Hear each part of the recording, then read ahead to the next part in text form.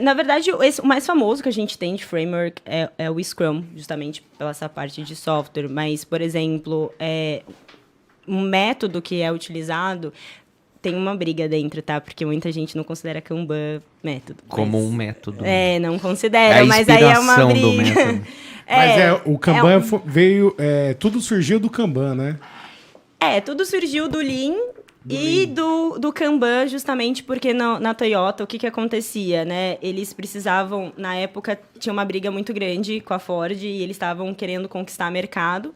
Só que eles tinham muito desperdício. Então, eles compravam estoques gigantes e, às vezes, não vendiam aquele carro ou não estavam conseguindo conquistar o mercado e perdiam dinheiro. Então, eles criaram um quadro gigante que tinha justamente o que eles tinham, né, para produzir, o que eles estavam produzindo e o que já tinha sido produzido. E aí, eles tinham a visualização do quanto eles tinham. Então, às vezes, eles faziam essas entregas diárias, assim. Eles não guardavam mais estoque por um ano e ficavam com aquilo guardado se desse certo ou se desse errado, né? Então, justamente, esse quadro, e aí a gente foi o Age foi aprimorando. O agilista viu aquilo. Não, mas aí foi sendo criado esse método, que, digamos assim, do Kanban, que é justamente essa visualização de fluxo.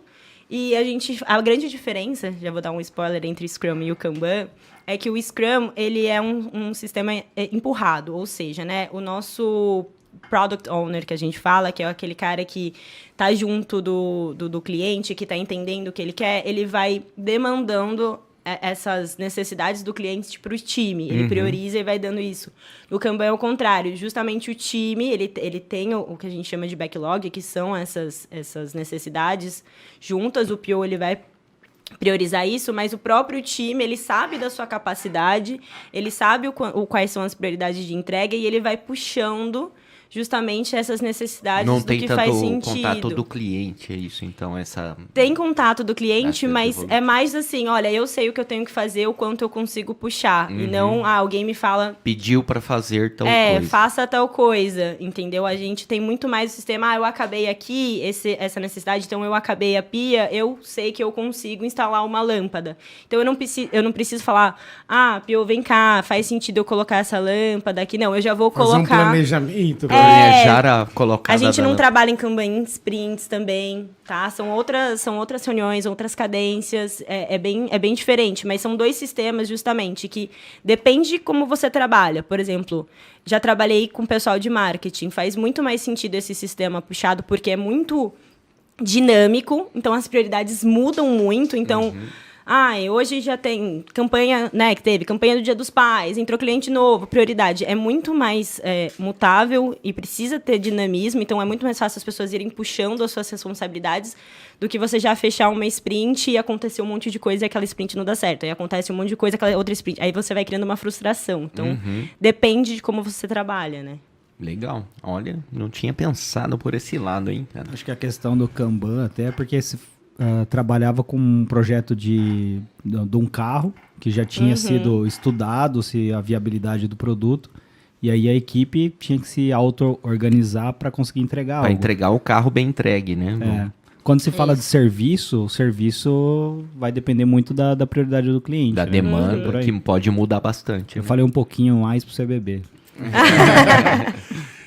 Viu? Quais são as suas e fala, quais são as pessoas que querem ingressar, assim, quais são os papéis que existem? Eu ia perguntar exatamente isso para ti. Olha aí a sintonia acontecendo, né? Tipo um dicionário do Scrum, já que aqui você mais trabalha hoje. Quais são esses papéis, os principais ali, cargos ou pessoas responsáveis? Não sei nem como falar exatamente. São papéis. Dentro do Scrum são papéis. Na verdade, assim, dentro do Scrum nós temos 3 papéis. Que é o Product Owner, que é justamente essa pessoa que, falando da casa, seria o arquiteto, que tem esse contato comigo. É o líder principal ali ou não? Ele tem um contato com o cliente, assim. Né? Ele é, assim, ele é, sim, uma liderança, não deixa de ser, porque ele tem esse contato com o cliente. E o principal papel dele é o seguinte, ele tem que pegar essas necessidades do cliente, ele tem que escrever em histórias, digamos assim, que seriam essas partes funcionais. Então, Então, são esses utensílios dentro do banheiro para ver o que o cliente quer primeiro. Então, eu quero conseguir usar esse banheiro. Então, não faz sentido eu colocar o box. Não vou tomar banho agora. Então... Não, você não vai ter o chuveiro. Então, não adianta você ter um box sem nada, né? Porque aquilo não deixa o banheiro funcional.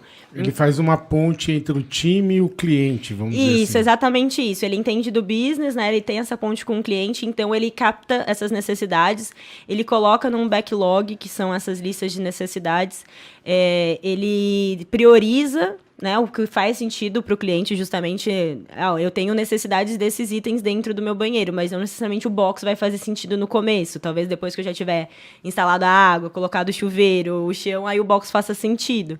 Não que ele saia desse backlog, mas talvez não faça sentido naquele momento. E aí ele tem que passar isso para o time e quais são essas prioridades de acordo com aquela sprint que a gente falou, que pode ser aí de 1 a 4 semanas, dependendo de como o time trabalha. E nós temos o Scrum Master, falando de Scrum, né?